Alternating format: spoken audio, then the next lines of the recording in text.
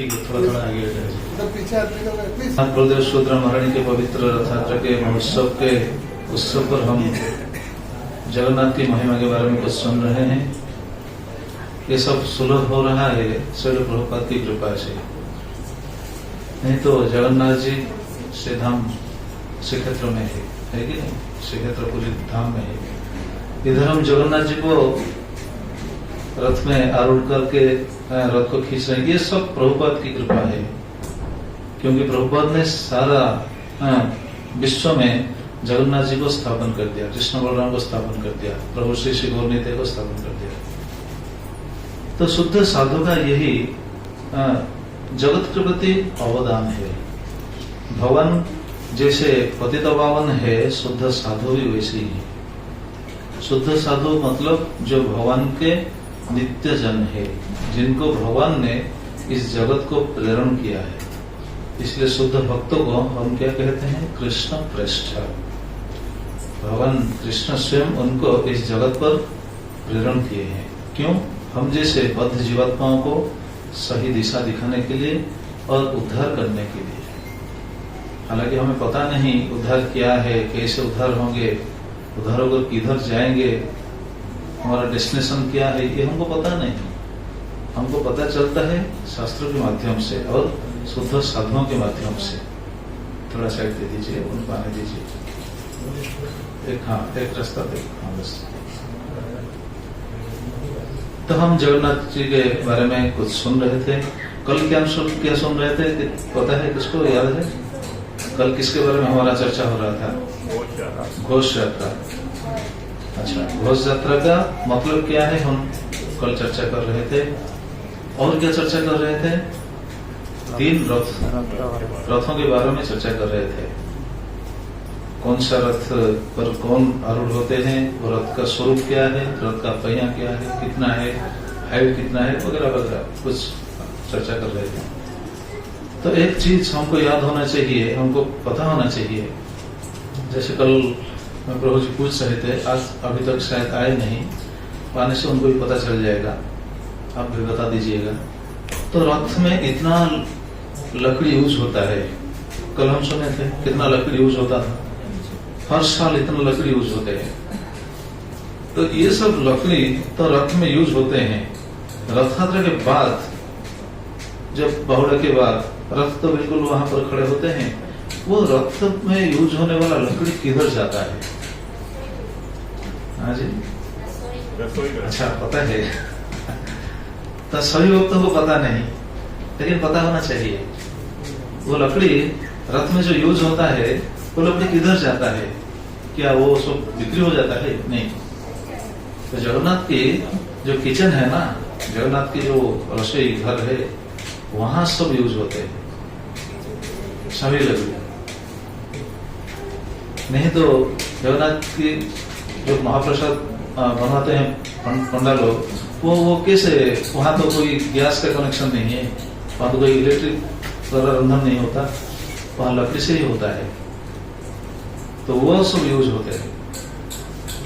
तो उन्होंने कल पूछे थे, मैं बोला ठीक है कल बता दूंगा, सभी को ज्ञान होना चाहिए। अच्छा, और क्या कल हम चर्चा कर रहे थे? बड़दंड। बड़दंड का कितना भाग है? 7 भाग है। इसके बारे में हम चर्चा कर रहे थे। और क्या चर्चा कर रहे थे?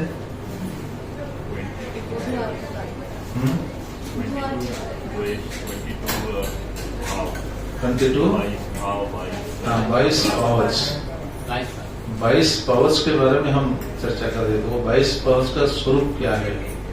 भगवान 22 पावच से नीचे नीचे आते हुए बड़दंड पर पहुंचते हैं और रथ पर आरूढ़ होते हैं, हम जैसे पतितों को कृपा करने के लिए।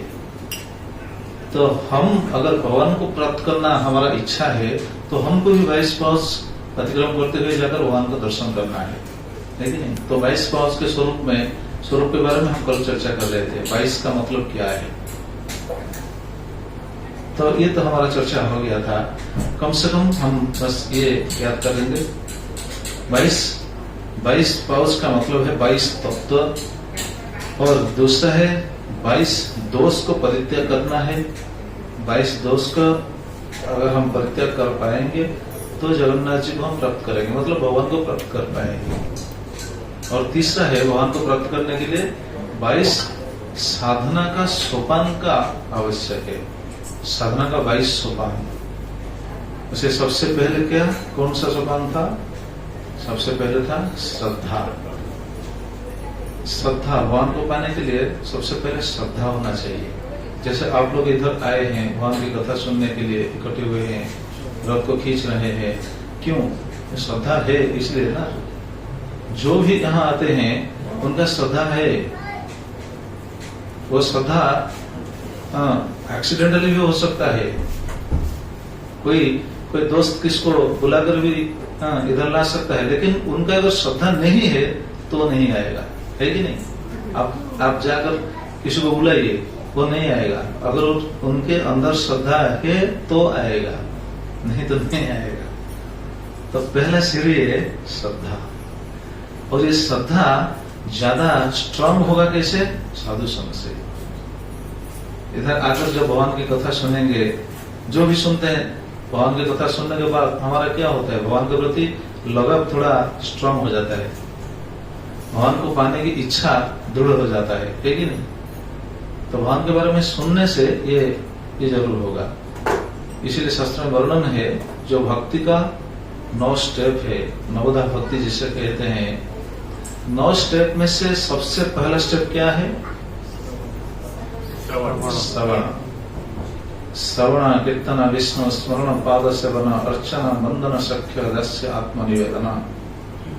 ये जो भक्ति का 9 लक्षण है, सबसे पहले है श्रवण। श्रवण करने से भगवान के प्रति हमारा लगाव आएगा, भगवान के प्रति भाव आएगा, भगवान को प्राप्त करने की इच्छा जागृत होगा। नहीं तो भगवान को हम भूल चुके हैं, कितने जन्म से भूल चुके हैं उसका कोई पता ही नहीं। इसलिए शास्त्र में वर्णन किया गया है, कृष्ण भूली सही जीव अनादि बहिर्मुख, अतएव माया तारे संसारादि दुख। कृष्ण को जीव अनादिकाल से भूल गया है, कितने जन्म से पता ही नहीं। अनादि, इसलिए अनादि शब्द यूज किया गया है। तो अनादि जन्म से हम भगवान को भूल चुके हैं। तो स्मरण पथ पर भगवान आएंगे। जब हम भगवान के बारे में कुछ सुनेंगे तो कहां से सुनेंगे? किधर से सुनेंगे?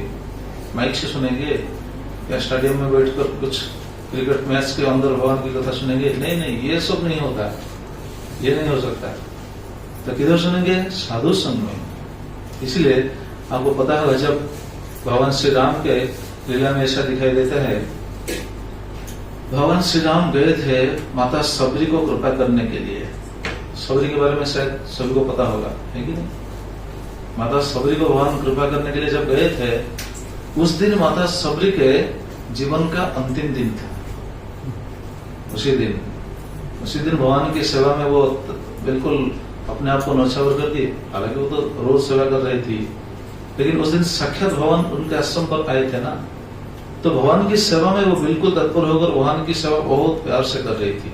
और उसी दिन उनका जीवन का अंतिम दिन था। तो भगवान की सेवा कर रहे थे और भगवान को बहुत सुंदर उन्होंने सेवा किया। बेर खिलाए, अब तो सभी को तो पता होगा शायद कौन सा बेर खिलाए? लुलू मार्केट से लाकर और कहां से लाकर खिलाए? वो जंगल से लाकर खिलाए, जंगल से लाकर रखे थे। लेकिन कौन सा बेर भगवान के लिए सही है वो भी परीक्षा करके रखे थे। कैसे परीक्षा किए थे? टेस्ट करके रखे थे। जो मीठा है वो भगवान के लिए सही है, ये उनकी सोच थी। जो बिल्कुल मीठा कम है वो भगवान को देने के लिए वो प्रस्तुत नहीं हो रही थी।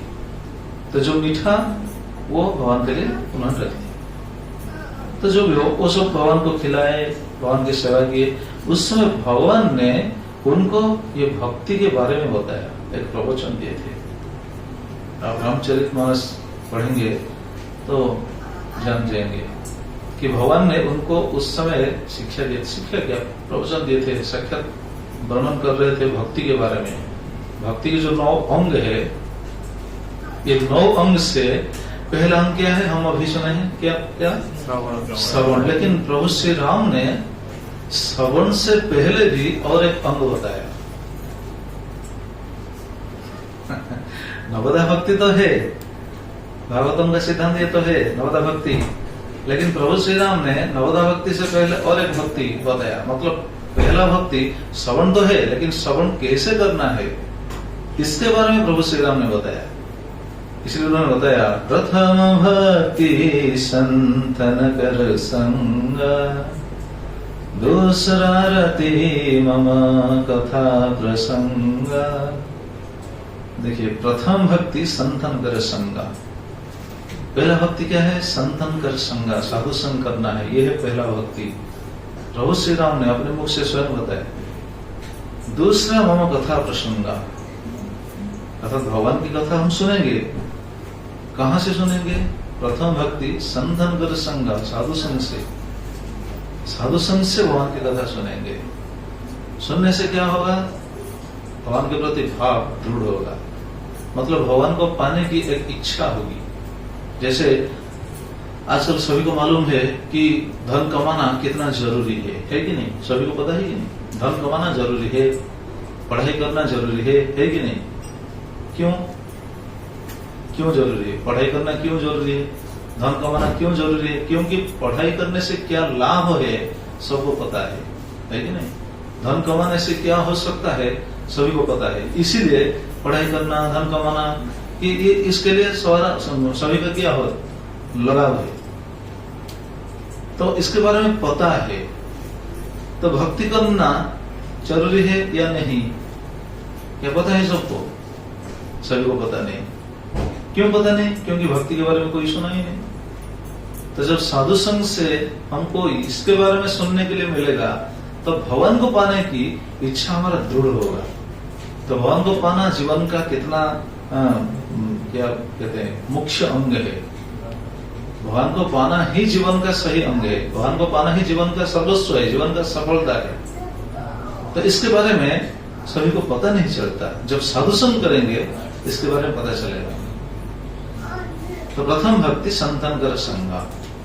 तो कहने का तात्पर्य था कि हम भगवान के बारे में जब कथा सुनेंगे, सुनने के बाद भगवान के प्रति लगाव आता है, भगवान को पाने की इच्छा दृढ़ होता है। तो ये जो हम चर्चा कर रहे हैं भगवान के जो मंदिर के बारे में, जो 22 जो सीढ़ी के बारे में, इससे पहले सीढ़ी है श्रद्धा। तो ऐसे एक एक सीढ़ी जब हम ऊपर भगवान के पास जाएंगे तो भगवान का दर्शन होगा। लेकिन ये सोपान है, बस ये अगर सोपान के बारे में हम चर्चा करेंगे तो 22 स्टेप 22 दिन का प्रवचन चलेगा।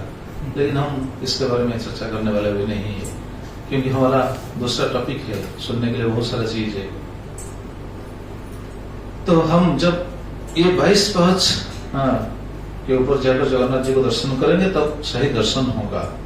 इसलिए श्रद्धा के बारे में भागवत में ऐसा एक वर्णन है।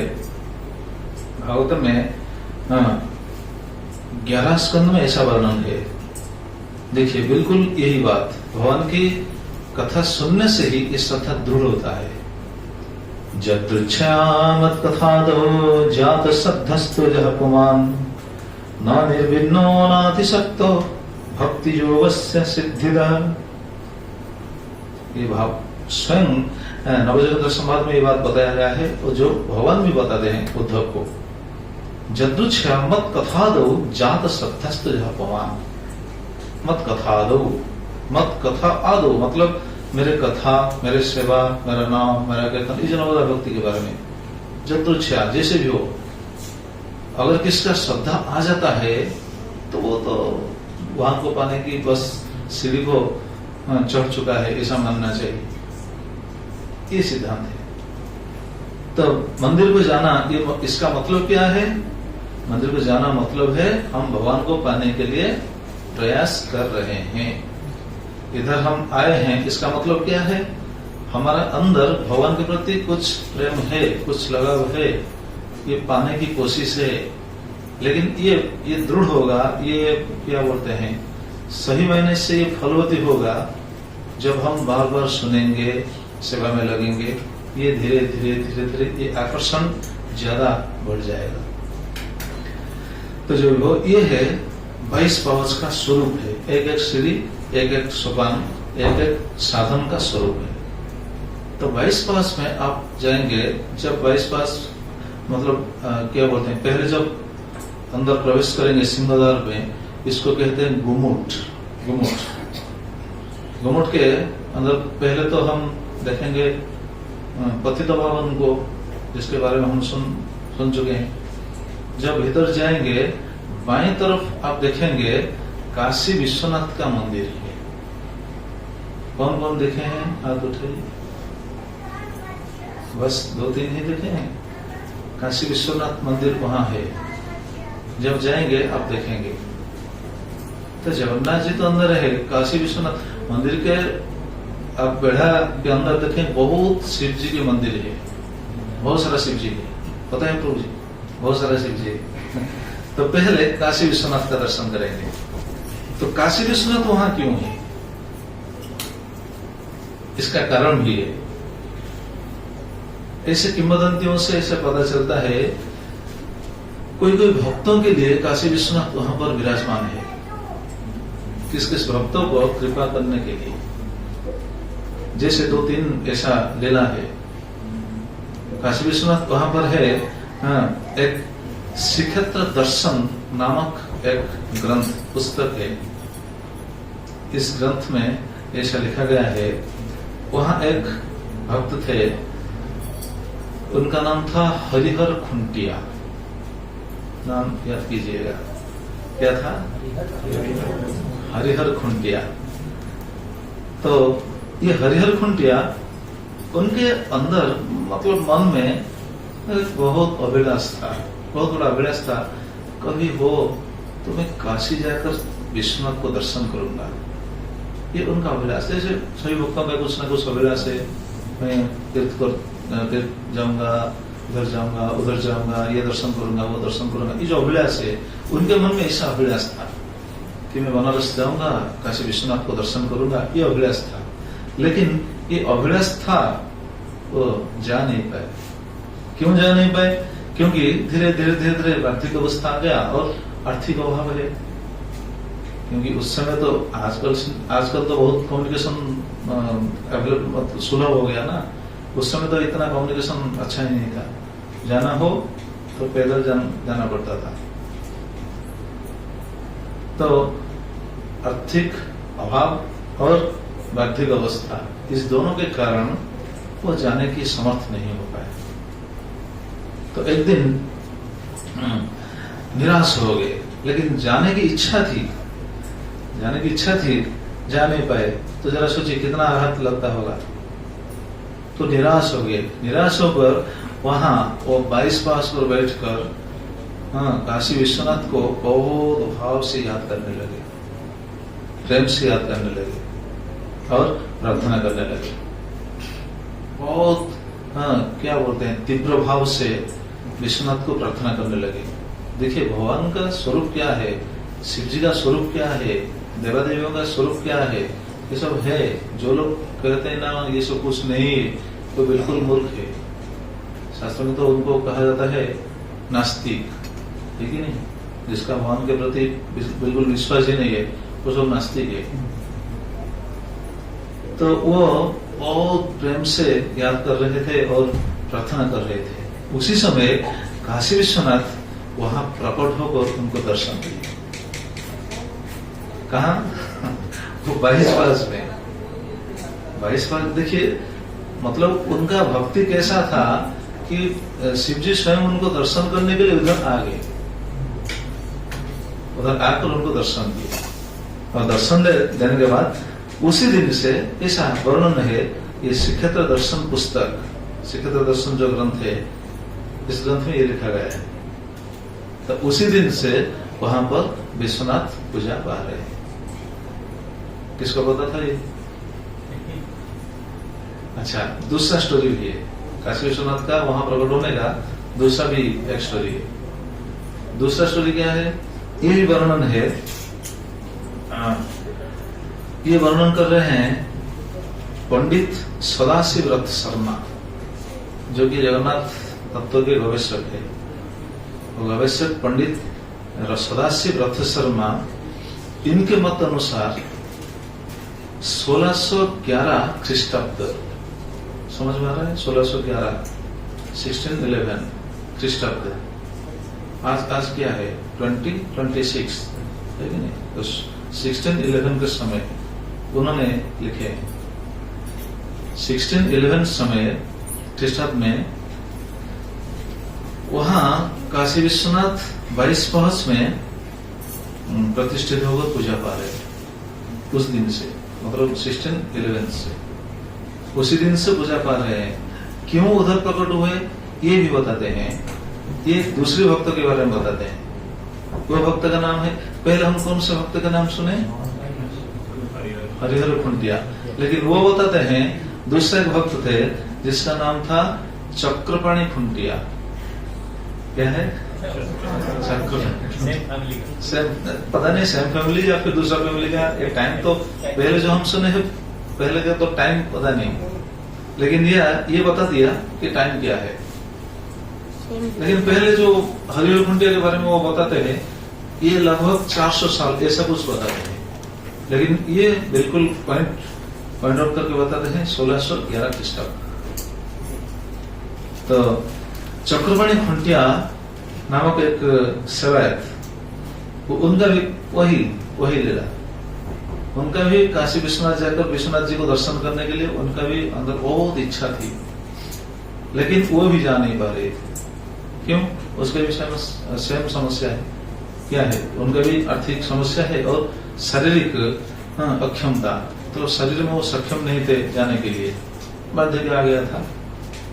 इसीलिए इन्होंने क्या किया, वो तो काशी विश्वनाथ को प्रणाम करके प्रार्थना कर रहे थे महेश पाउस के ऊपर बैठकर, लेकिन ये चक्रपाणी खुंटिया ने जगन्नाथ जी को प्रार्थना की।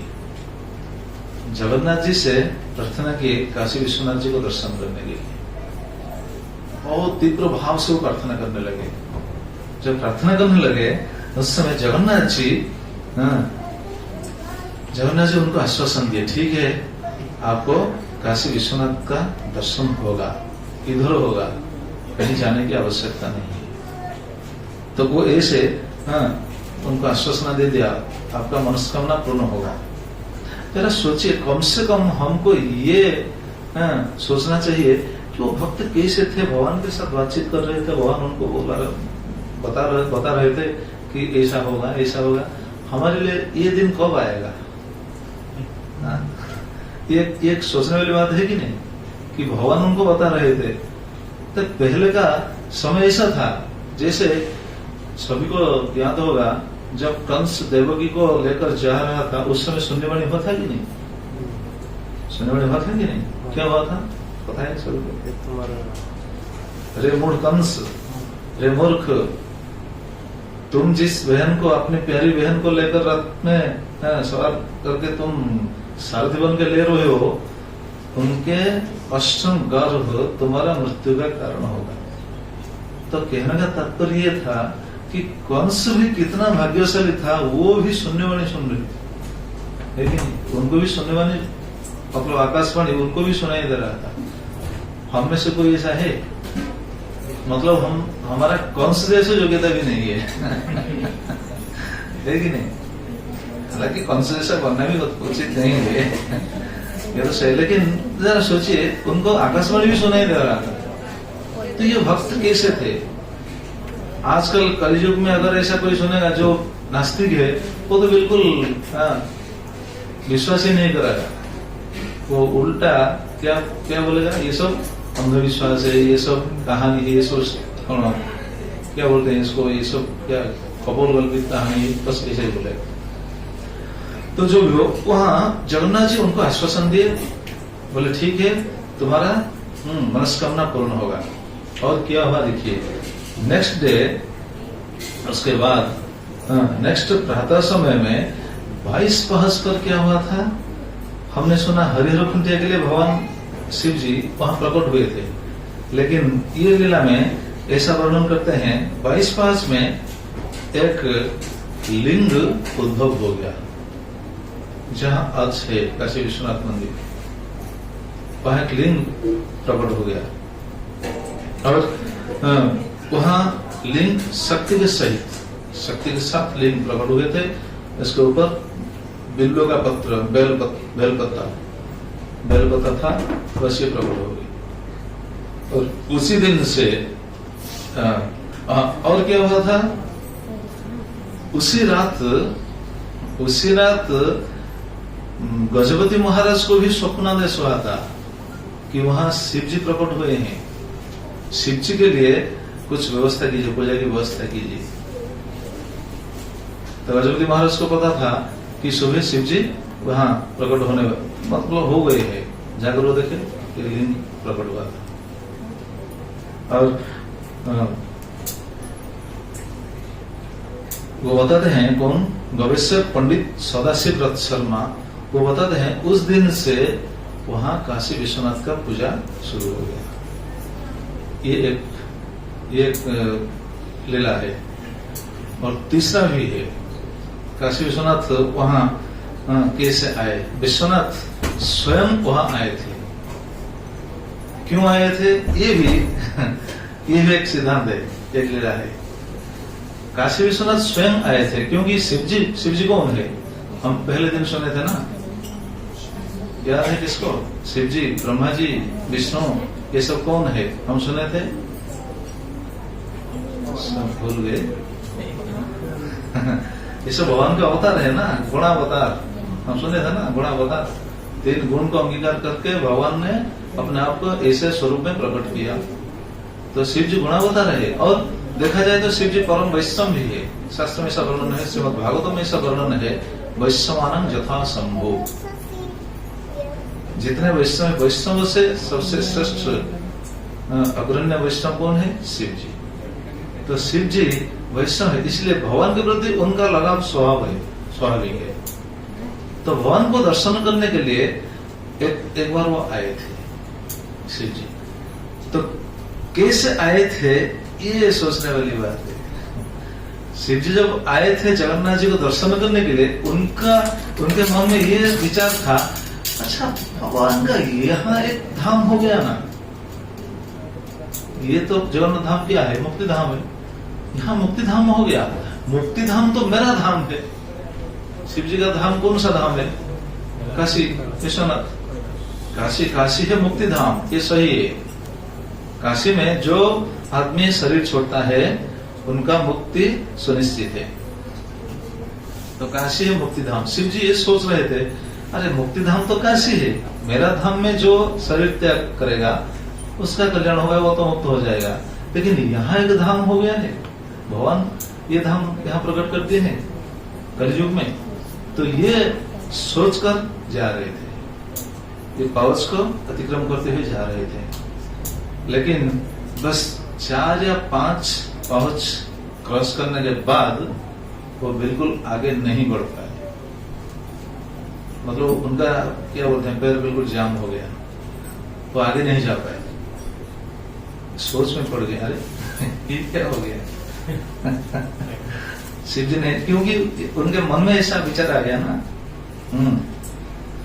तो वहां फिर प्रार्थना करने लगे, प्रभु मैं क्यों नहीं जा पा रहा हूँ, ये आपका मुक्ति का धाम है, लेकिन मुक्ति का धाम तो मेरा वहां है, काशी धाम है, मैं क्यों नहीं जा पा रहा हूँ आपको दर्शन करने के लिए। तभी उसी समय भगवान उनको बताए, जगन्नाथ जी उनको बताए कि देखो तुम्हारा धाम मुक्ति धाम है, वहां तुम आराध्य हो, लेकिन वहां जो शरीर छोड़ते हैं उनको मुक्ति मिलता है, लेकिन एक शर्त है। क्या शर्त है पता है किसको? काशी में जो शरीर छोड़ते हैं उनका मुक्त तय है, लेकिन वो मुक्त कैसे होंगे? शिव जी इनके कान पर आकर राम नाम करेंगे। काशी में जो शरीर छोड़ते हैं इनके नाम पर शिव जी आकर राम नाम करते हैं। इसलिए शिव जी कृपालु दया परवश होकर सभी जीवों के कान पर भगवान का नाम करते हैं। जगन्नाथ जी बताए ये तुम्हारा धाम है, लेकिन हमारा नाम से ही वो मुक्त होते हैं। तुम वहां का आराध्य हो, लेकिन हमारा नाम क्या कर जीवात्मा को तुम मुक्ति दिलाते हो। तो ठीक है, लेकिन ये सुनने के बाद शिव जी के मन में बहुत पश्चाताप हो गया, अरे मेरा शायद अपराध हो गया। शिव जी को याद आ गया, हाँ ये तो ठीक है, मैं भगवान का नाम ही जीव के कर्म पर देता हूँ ताकि जीव का कल्याण हो, वो मुक्त हो सके। तो शिव जी अपने आप को बहुत अपराधी समझने लगे और भगवान को प्रार्थना करने लगे, प्रभु मेरा बहुत बड़ा अपराध हो गया। और वो बहुत अपराधी भाव से क्षमा प्रार्थना करने लगे।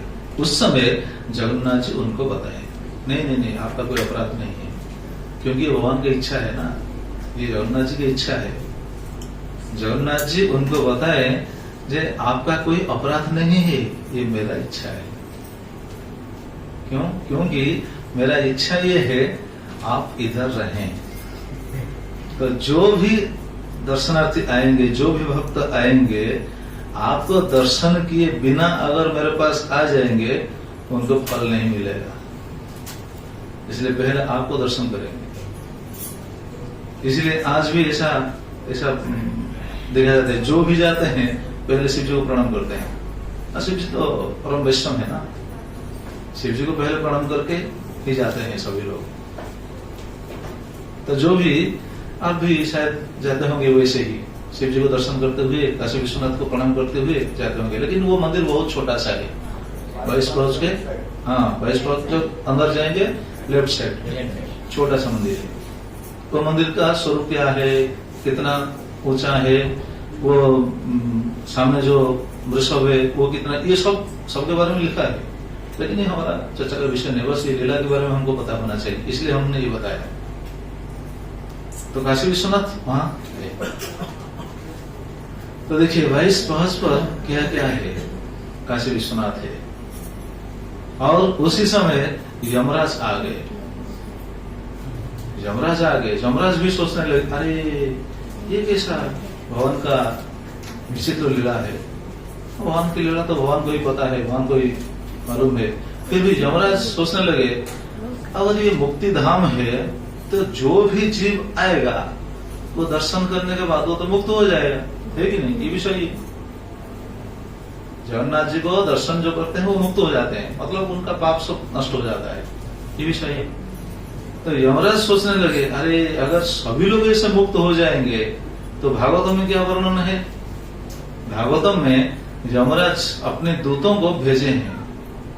दूत लोग जब अजामिल से वापस गए, मतलब अजामिल को लेने के लिए आए थे, अजामिल भगवान का नाम जब पुकारने लगे, उस समय नाम को सुनते हुए ही विष्णुदूत आ गए अजामिल को उद्धार करने के लिए। तो विष्णुदूत और यमदूत के बीच बहुत क्वेश्चन आंसर हुआ, बहुत प्रश्न हुआ। तो उस प्रश्न उत्तर के कार्यक्रम के माध्यम से यमदूत सब हार गए, मतलब कुछ कह नहीं पाए। विष्णुदूत के सामने उनका ज्ञान क्या है? तो वो जब हार गए उस समय यमदूत जाकर पहुंच गए यमराज के पास। यमराज के पास पहुंच गए और कहे कि हम गए थे, एक आदमी के पास गए थे। वो कौन सा आदमी? कन्याकुब्ज शहर का एक आदमी जिसका नाम है अजामिल, उनके पास गए थे लाने के लिए। लेकिन चार आदमी बहुत सुंदर देखने के लिए, 4 हाथ थे उनका, वो आकर अजामिल को उद्धार करने के लिए बहुत युक्ति करने लगे और हमको परास्त कर दिए। वो कौन थे? उसी समय यमराज ने उनको बताया, वो जो 4 आदमी थे वो थे विष्णु के दूत।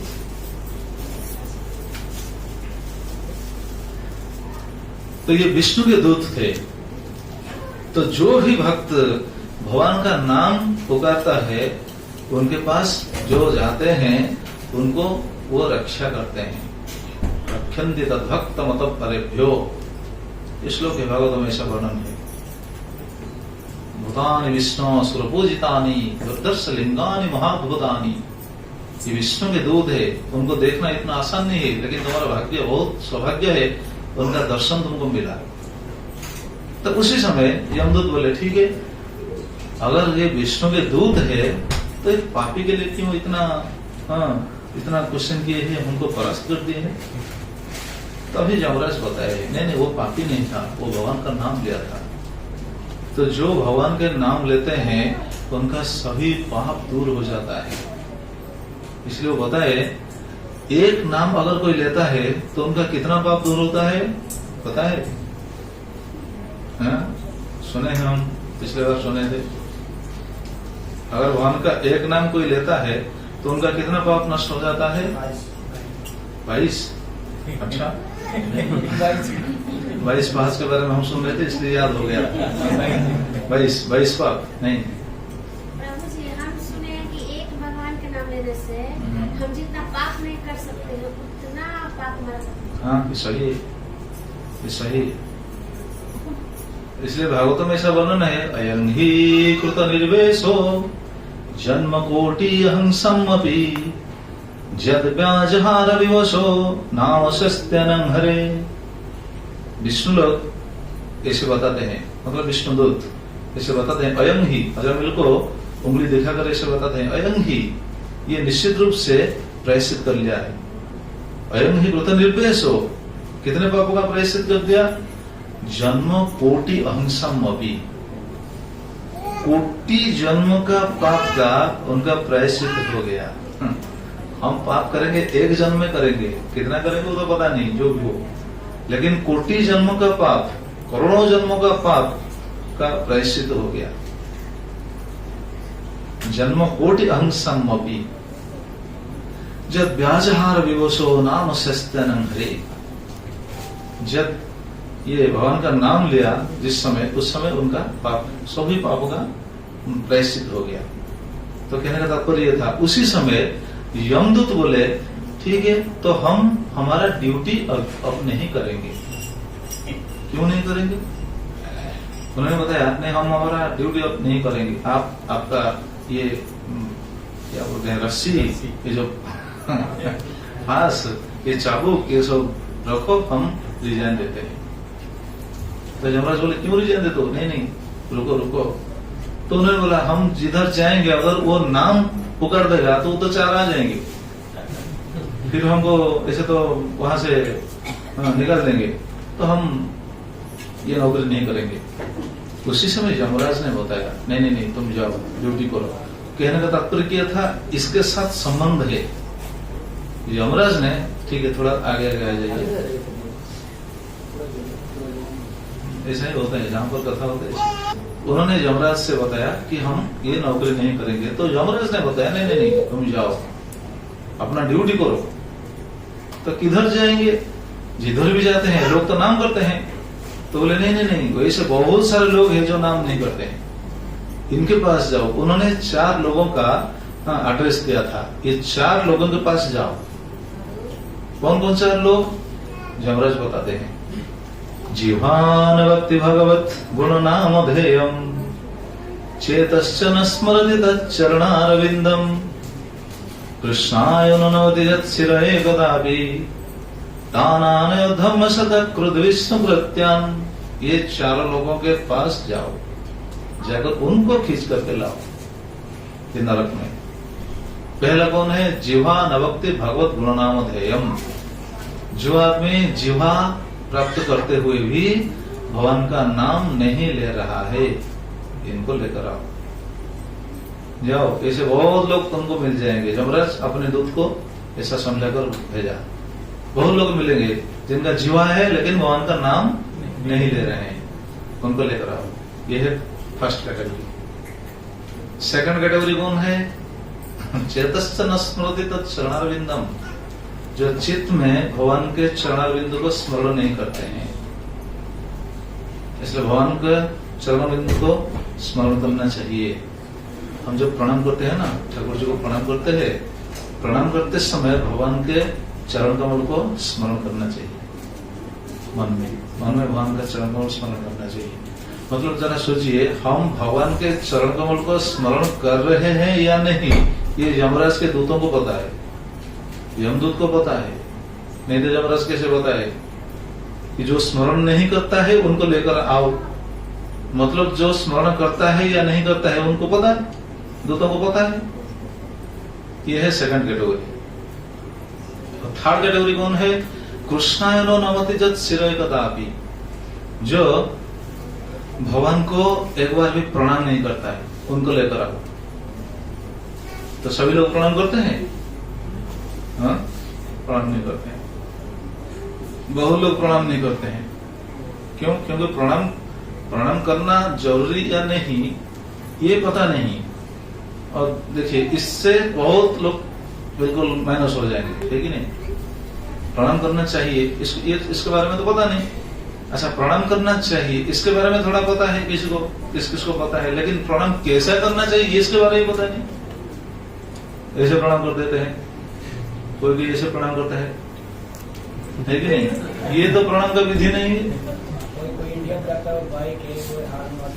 हाँ, गाड़ी में जा रही है तो दूसरी बात है। गाड़ी में जा रहे हैं, ठीक से प्रणाम नहीं कर सकते हैं, कम से कम मन में प्रणाम करते हैं, ठीक है, वो तो कम से कम हो सकता है। लेकिन मंदिर को आने के बाद भी कोई भगवान को देखकर तो क्या भगवान अपेक्षा में है हमारा ऐसा प्रणाम लेने के लिए? भगवान क्या सोच रहे होंगे? अरे, इसको मैंने हाथ दिया, पैर दिया, शरीर दिया, मस्तक दिया, प्रणाम करना भी उनको पता नहीं। तो प्रणाम कैसे करना चाहिए, इसलिए भागवत में बताया गया है। हाँ, जो भगवान को मस्तक झुकाकर, मस्तक को मिट्टी में लगाकर जो प्रणाम नहीं करते हैं, उनको लेकर आओ। यमराज ने अपने दूतों को ऐसा बताया। इसलिए भगवान को जो प्रणाम करते हैं, कैसे प्रणाम करना चाहिए? माथा झुकाकर, माथा जमीन में लगाकर प्रणाम करना चाहिए। इसलिए भक्तों का ये शिक्षा हमको शास्त्रों में ऐसा मिलता है। जो पुरुष लोग भगवान को प्रणाम करते हैं, साष्टांग प्रणाम करते हैं। माताजी लोग प्रणाम करते हैं, पंचांग प्रणाम करते हैं। तो कम से कम माथा झुकाकर प्रणाम करना चाहिए। कोई भी आते हैं ऐसे प्रणाम करते हैं, नहीं, ये भी वर्जित है, ये भी शास्त्र का सिद्धांत नहीं है। ऐसा प्रणाम आप कर सकते हैं, लेकिन शास्त्र में ऐसा वर्णन नहीं है। शास्त्रों में वर्णन है माथा झुकाकर प्रणाम करना चाहिए। और चौथा कैटेगरी कौन है? यमराज ने अपने दूतों को बताया है, कृष्णायनो नमति जत शिरोय कदापि ताम अनयोध्यम असतकृत विष्णु कृत्यम, जो विष्णु कृत्य को पालन नहीं करते हैं, मतलब विष्णु तिथियों को जो पालन नहीं करते। विष्णु तिथि कौन सा तिथि है? बहुत सारा तिथि विष्णु तिथि, जैसे भगवान का आविर्भाव तिथि, भगवान श्री कृष्ण का आविर्भाव तिथि, जैसे ये रथ यात्रा, ये भगवान की तिथि है ना। जैसे प्रभु श्री राम के आविर्भाव तिथि रामनवमी, ऐसे भगवान को सब आविर्भाव तिथि जो पालन नहीं करते हैं, उनको लेकर आइए। और सबसे पहले विष्णु तिथियों में सबसे श्रेष्ठ कौन सा तिथि है पता है किसको? भक्तों को शायद पता होगा। विष्णु तिथियों में से सबसे श्रेष्ठ तिथि है एकादशी तिथि। मतलब यमराज अपने दूतों को बता रहे हैं, जो एकादशी नहीं करते हैं उनको लेकर आए। तो अपने दूतों को ये 4 आदेश देकर भेजे, जाओ जाओ, बहुत सारे कैंडिडेट मिल जाएंगे, नौकरी मत छोड़ो, एक कैंडिडेट को ढूंढो जो ऐसे 4 कार्य नहीं करते हैं, उनको पकड़ करके लाओ। तो कहने का तात्पर्य क्या था? यमराज आकर ये सोच रहे हैं, अरे मैंने तो ऐसे आदेश दे दिया, तो ऐसे तो बहुत सारे लोग हैं, कम से कम 95% से ज्यादा तो ऐसे ही होंगे, ये 4 में आ जाएंगे, जमदूत के पकड़ में आ जाएंगे, है कि नहीं? तो यमराज सोचने लगे, अगर कोई आकर कुछ उनका साधन नहीं है, बस दारू पी रहा है, मछली खा रहा है, बस नॉनवेज खा रहा है, आकर जगन्नाथ जी को दर्शन करे, वो प्राप्त हो जाएगा भगवान को, ये कैसे गड़बड़ी है? तो हमारा डिपार्टमेंट क्या करेगा? अगर ऐसे पापी लोग सब कुछ पाप करते होते हुए भी आकर जगन्नाथ जी को दर्शन कर देंगे, तब तो वो मुक्त हो जाएंगे। तो हमारा क्या काम है? हमारा डिपार्टमेंट का क्या काम है? वो ऐसे सोचकर भगवान को प्रार्थना करने लगे, जगन्नाथ जी को प्रार्थना करने लगे। तो जगन्नाथ जी को प्रार्थना करने लगे। जगन्नाथ जी बोले, ठीक है, चिंता मत कीजिए, ठीक है, लेकिन क्या करें, मैं तो पति तो पावन हूं ना। जगन्नाथ जी भगवान तो भगवान है ना, भगवान तो जीव के क्या बोलते हैं, दोष नहीं देखते हैं। हम जीव के दोष देखते हैं, लेकिन भगवान दोष नहीं देखते हैं। भगवान अगर दोष देखेंगे तो कोई भी जीव भक्ति नहीं कर पाएगा, है कि नहीं? क्यों? क्योंकि हम सबका कुछ ना कुछ दोष है कि नहीं? लेकिन वो दोषग्राही नहीं है, वो है गुणग्राही, वो है पतित पावन। हम जैसे पतितों को पावन कर देंगे, पवित्र कर देंगे, तो जो भी हो, यमराज से उन्होंने बताया मैं तो पतित पावन हूँ, मैं तो जीवों को कृतार्थ करने के लिए तो यहाँ विग्रह के रूप में यहाँ दर्शन देने के लिए ये हमारा धाम है, ये स्वरूप है, तो क्या किया जाए? तो यमराज ने उसने बताया ठीक है प्रभु जी, मैं एक कार्य करता हूँ, आप समर्थन कीजिएगा, विचार कीजिएगा। तो उसी समय यमराज ने क्या किया, एक बहुत बड़ा शिला मतलब एक पत्थर, हाँ जी, पत्थर, एक पत्थर को लाकर भगवान को दिखाया। प्रभु जी ये आप सैंक्शन कर दीजिए क्या, कि जो लोग जाते हैं दर्शन करने के लिए भगवान आपको, जगन्नाथ मंदिर को जो जाते हैं दर्शन करने के लिए, वो जाते हैं, ठीक है, लेकिन जब वापस आते हैं, वापस आते समय इस पत्थर के ऊपर अगर उनका पैर लग गया तो जितना पुण्य वो कमाया था वो सब मैं ले लूंगा। तो 22 पड़ोस में ये शिला है, किस किस को पता है? पता है ये शिला है 22 पड़ोस के बस नीचे है, स्टार्ट, हाँ 3 नंबर है। तो इसको कहते हैं यमशिला, यमशिला, यमशिला। तो जो जाते हैं दर्शन करने के लिए वो तो जाते हैं, बस प्रेम से जाते हैं भगवान को दर्शन करने के लिए, लेकिन जब आते हैं, आते समय ध्यान देना चाहिए। क्या ध्यान देना चाहिए? मेरा पैर जमशिला पर लग तो नहीं रहा है, बस ये ध्यान देना चाहिए। अगर वहां लग गया तो जितना दर्शन का जितना पुण्य था, जो कुछ था, वो सब कौन ले लेगा? यमराज ले लेगा। भगवान ने सैंक्शन कर दिया, ठीक है तुम वहां लो।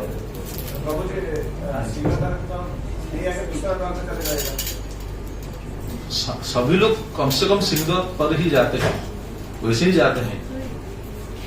और ये भी एक बात है, हाँ ये आपका प्रश्न सही है, लेकिन किसको पता है?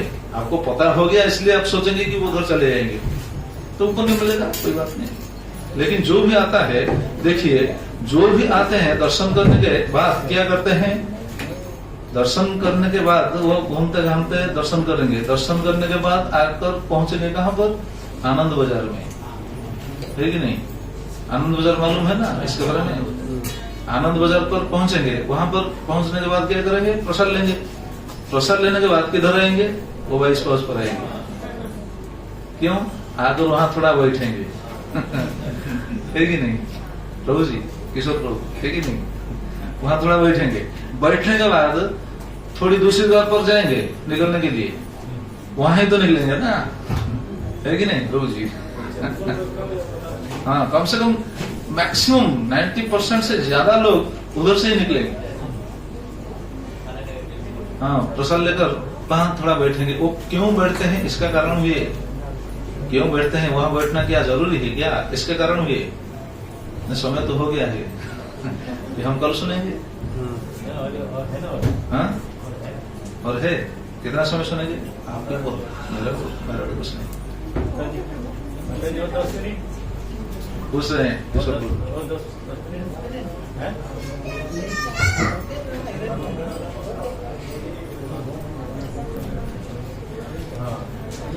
ठीक है, इसके बारे में हम सुनेंगे, लेकिन और एक चीज भी हम सुनेंगे। वहां 22 पड़ोस में एक छोटा सा जगह है, जिस जगह पर आप देखे होंगे शायद कभी कभी बहुत लोग वापस आते समय देखे होंगे, वहां जो अन्नप्रसाद अवड़ा बोलते हैं, अवड़ा पता है ना? अवड़ा, जगन्नाथ जी के महाप्रसाद को अवड़ा कहते हैं। वो अवड़ा लाकर वहां डालते हैं, देखें कोई एक और 2 3 4 5, सभी लोग देखे नहीं, क्योंकि वो दिखाई नहीं, बस छोटा सा पत्थर है, छोटा सा, वो 22 पड़ोस में ही है, छोटे सा जगह है, छोटा सा गड्ढा जैसा है, लेकिन वहां सब अवड़ा डालते हैं पितृपुरुषों के लिए।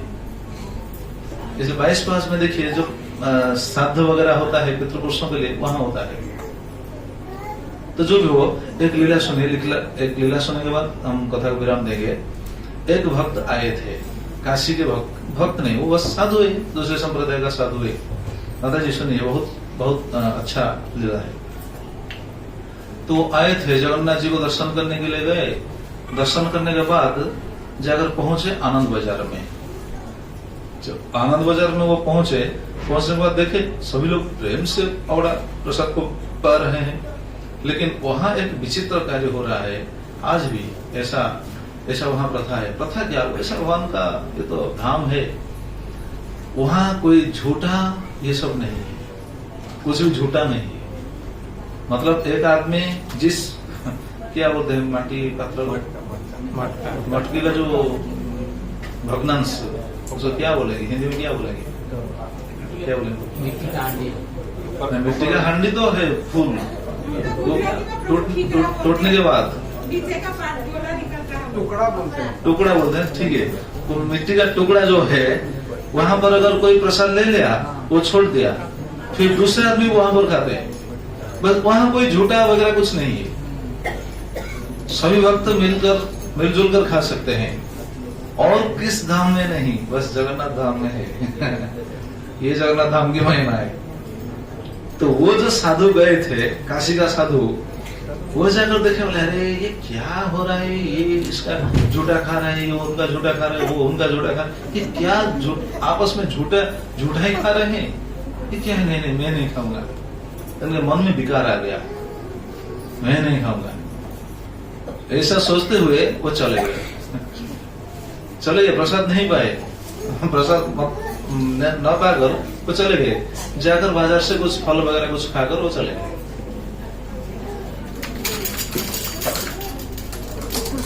तो कुछ फल वगैरह कुछ ले लिए, हाँ, पाकर वो वापस चले गए काशी। लेकिन काशी पहुंचने के बाद क्या हुआ सुनिए। काशी पहुंच गए, दिन बीतता गया, कुछ दिन बाद उनका शरीर अस्वस्थ हो गया। अस्वस्थ ऐसा हुआ, हरि बोल, क्या हुआ, बातचीत करने लगे। तो वो अस्वस्थ हो गए। ऐसा अस्वस्थ हुए जैसे हमारा इंग्लिश में कहते हैं डायरिया को हिंदी में क्या बोलते हैं? लूज मोशन तो इंग्लिश में।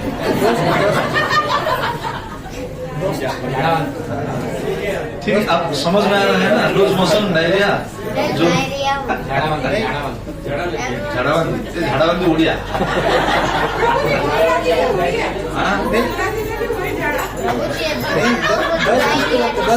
अच्छा, माता जी बोल रहे थे, गुजराती में भी वही है। नहीं, हिंदी में उसको दस्त बोलते हैं, दस्त हो गया। अच्छा, ठीक है, तो 10 हो गया, 10 या 10 जो भी हो, 10, ठीक है। डायरिया हो गया उनका, तो उनको डायरिया हो गया। डायरिया देखिए, जितना भी हेल्दी हो, जितना ताकतवर हो, अगर डायरिया हो गया ना, तो खड़े होने की ताकत भी नहीं रहता है कि नहीं? 2-4 बार अगर लूज मोशन हो गया तो सैलाइन देने के बाद ही वो खड़ा होगा, नहीं तो नहीं, बिल्कुल। तो उनका हालत ऐसा हो गया। हालांकि वो साधु थे, लेकिन उनका हालत ऐसा हो गया। और उनका शिष्य लोग जितने थे, बैठ जाओ बच्चे, उनको बैठा। उनके शिष्य जितने थे वो सब उनको ट्रीटमेंट करने लगे। ट्रीटमेंट करने के बावजूद भी कुछ भी परिवर्तन नहीं हुआ, और धीरे धीरे वो और सीरियस हो गए। सीरियस होकर उनका हालत क्या हुआ पता है? उनका ये डायरिया होते ये उनको एक साइड क्या बोलते हैं, पैरालिसिस हो गया। एक साइड बिल्कुल अचल हो गया, काम नहीं किया। तो धीरे धीरे ऐसा हालत हो गया, वो कथा कहने के लिए भी समर्थ नहीं हुई, मतलब कह नहीं पाए। वो जो भी करे बस इंगित करने लगे, क्या चाहिए, क्या करना चाहिए, क्या होना चाहिए, बस इंगित करने लगे, लेकिन कहना मुश्किल हो गया। उनके पैरालिसिस हो गया ना, वन साइड पैरालाइज हो गया। तो उससे बहुत उनका वो सोचने लगे, मैं तो साधन कर रहा था, मैं तो साधन कर रहा हूँ, आजकल तो कुछ भी पाप नहीं किया, साधन करते हुए आज ये मेरा हालत क्यों हो गया? वो ऐसे सोचने लगे। जगन्नाथ जी वो तो भगवान है ना, जगन्नाथ जी की कृपा से उनको याद आ गया, अरे शायद ये हो सकता है, मैं प्रसाद को अवज्ञा किया था। मंदिर में प्रसाद जो भक्त लोग सब आपस में जो पाते थे, मैं देखकर मेरा मन में विकार आ गया था, अरे ये क्या झूठा खा रहे हैं, ये उनका खा रहा है, ये उनका खा रहा है, ये सब झूठा बर्तन में खा रहे हैं, ये कैसा है। तो उनको याद आ गया, अरे मेरा प्रसाद के प्रति ये विचार आ गया था। तो प्रसाद के प्रति ये जो विचार आ गया था, ये प्रसाद के प्रति अवमानना था, मतलब ये अपराध हो गया। अब भगवान के प्रसाद के प्रति अपराध मतलब किसके प्रति अपराध? साक्षात भगवान के प्रति अपराध है कि नहीं? तो भगवान और भगवान के प्रसाद में कोई भी अंतर नहीं है, कोई भी फर्क नहीं है। इसलिए हम महाप्रसाद जब पाते हैं, प्रसाद मंत्र में क्या बोलते हैं? महाप्रसाद गोविंदे नाम ब्रह्मणि वैष्णवे सर्प पुण्यवतम राजन विश्वास नहीं जायते। जो सर्प पुण्यवता, जो सर्प पुण्यवान न रहे, उनका विश्वास नहीं आएगा। ये साक्षात भगवान के स्वरूप है, महाप्रसाद भगवान के स्वरूप है। इसलिए आनंद बाजार में हम आज नहीं चर्चा करेंगे, वो सुनेंगे बाद में। तो आनंद बाजार ठीक है, सुन लीजिए, अभी तो आ गया। आनंद बाजार में कितना अबड़ा नीचे गिरा हुआ आपको मिलता होगा, ठीक है नहीं? लेकिन दूसरे दिन अगर आप जाएंगे तो देखेंगे एक भी कण वहां पर नहीं मिलेगा। किधर जाता है? कोई साफ करता है? किधर कोई साफ सफाई होता है? नहीं। तो किधर जाता है ये सब कण? पता है प्रभु जी? ये सब आनंद बाजार में जितना भी प्रसाद का कणिका नीचे गिरता हुआ दिखने, अब देखेंगे ये सब दूसरे दिन नहीं मिल पाएगा, दूसरे दिन नहीं दिखेगा। मतलब वो किधर जाते? और मंदिर में कौवा नहीं आते हैं, कौवा, काव क्या बोलते हैं? क्रो, हिंदी में क्या बोलते हैं? काव, कौवा। कौवा नहीं आते हैं मंदिर में, कौवा नहीं जाते हैं, बस कबूतर कुछ है। तो ये प्रसाद का कौन किधर जाता है? हाँ जी, भूत क्यों जाएंगे मंदिर के भीतर? मंदिर के भीतर भूत जाएंगे थोड़ी, भूत नहीं। वो जो, ठीक है सुनिए, वो जो देवता लोग आते हैं ना, रोज आते हैं देवता लोग, वो सब आ जाते हैं, एक भी कण नहीं मिलेगा दूसरे दिन, सब सफाई हो जाता है। तो कहने का तात्पर्य है भगवान और भगवान के महाप्रसाद अभिन्न है, कोई भिन्नता नहीं है। तो वो साधु को याद आ गया, ज्ञान आ गया, अरे मेरा महाप्रसाद के प्रति अपराध हो गया था, तो भगवान के प्रति अपराध हो गया। तो उस समय करें क्या? वो तो पैरालाइज हो गए, वो कुछ तो कह नहीं पा रहे हैं। शिष्यों को कैसे वो बताएं कि मेरा ये अपराध हो गया? लेकिन मन में ये विचार आ गया, अपराध हो गया, तो ये अपराध ख्यालन कैसे होगा? जब जगन्नाथ जी को जाकर ये क्षमा प्रार्थना करेंगे तब ख्यालन होगा। उनको ये भी विचार आ गया, लेकिन वो कैसे प्रैक्टिकली वो मतलब ये करेंगे कैसे? वो तो कह नहीं पा रहे हैं उस समय। इसलिए शिष्य लोगों को बस पुकारने लगे और शिष्य लोगों को इंगित करने लगे। क्या इंगित करने लगे? बस एक बात ही इंगित करने लगे। वो तो कह नहीं पा रहे थे, बस एक बात कहने लगे, पूरी पूरी पूरी, बस ऐसे पूरी पूरी ऐसे कहने लगे। जब ये बात सुने शिष्य लोग, उनको क्या समझ में आया पता है? उनको समझ आ रहा है, अरे अरे हमारा गुरुदेव पूरी खाने के लिए शायद वो पूरी खाने के लिए शायद उनको इच्छा हो रही है, इसलिए बहुत सुंदर सुंदर घी लाकर पूरी प्रस्तुत करने लगे। पूरी नगर गुरुजी को दी, गुरुजी खाइए पूरी, आप तो पूरी पूरी हो रहे हैं, खाइए। गुरुजी बोले क्या शिष्य, ये मैं कौन सा पूरी के बारे में बोल रहा हूँ, ये कौन सा पूरी दे रहे हैं? तो बार बार बोलने लगे पूरी पूरी पूरी। तो बार बार बोलने के बावजूद भी शिष्य लोगों को पता नहीं चला। और ये पूरी देने के बाद गुरुजी बहुत समझा बुझा कर उनको समझाए, बहुत कष्ट में, क्योंकि वो तो ठीक सही ढंग से नहीं कह पा रहे थे। तो धीरे धीरे शिष्यों को पता चला, अरे शायद गुरुजी पूरी जाने की इच्छा कर रहे हैं क्या? कोई एक शिष्य को ऐसा विचार में है। तो उन्होंने बताया गुरुजी को, गुरुजी आप क्या पूरी जाने के लिए इच्छा प्रकाश कर रहे हैं? तो गुरुजी हाँ बोले, हाँ मैं पूरी जाना चाहता हूँ, मुझे लेकर जाइए। तब शिष्य लोग इच्छा की पूरी लेने के लिए, ठीक है अभी तो समय हो गया, ये बस 2 मिनट में कथा को विराम देंगे। तो शिष्य लोग फिर काशी से गुरु जी को लेकर आए पुरी। जब पुरी लेकर आए, पुरी आने के बाद जाएंगे किधर से? वही सिंहद्वार के अंदर ही जाएंगे। सिंहद्वार के अंदर ही गए, जाकर पतित पावन का दर्शन करते हुए आगे बढ़ने लगे और धीरे धीरे 22 पाउस के धीरे धीरे एक स्टेप चढ़ने लगे। जब चढ़ने लगे, वो गुरु जी का माथा तो नीचे की तरफ झुका हुआ था क्योंकि पैरालिज हो गए थे ना। तो जब लेकर गए थे, जा रहे थे, उस समय उनका दृष्टि उस जगह पर पड़ गया। किस जगह पर? वो जो छोटा सा जगह में बोल रहा था ना, छोटा सा जो गड्ढा जैसा जगह था, वहां पर जो अवड़ा डालते हैं पितृपुरुष को देने के लिए, वहां पर उनका नजर लग गया। वो देखने लगे, अरे इधर अवड़ा गिरा हुआ है। जब वो अवड़ा को देखने लगे, बस उनका शक्ति आ गया।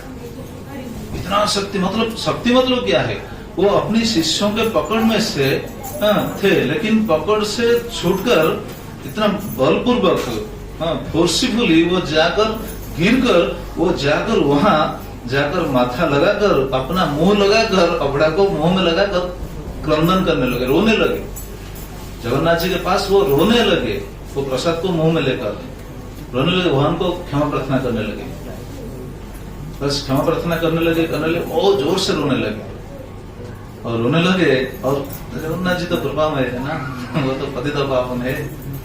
वो रोने लगे। फिर वहां से सभी भक्तों को देखते हुए ही, जब वो प्रसाद को मुंह में ले लिए, उस समय सभी भक्तों, सभी लोगों को देखते हुए ही वो बिल्कुल स्वस्थ हो गए और जय जगन्नाथ करके बिल्कुल खड़े हो गए। सभी लोग देखकर हैरान हो गए, अरे क्या हो गया, मिरेकल कैसा हो गया? तो ये है जगन्नाथ की प्रसाद के महिमा। तो बोले जय जगन्नाथ। नहीं, जय तो कम हो रहा है। जय जगन्नाथ स्वामी की,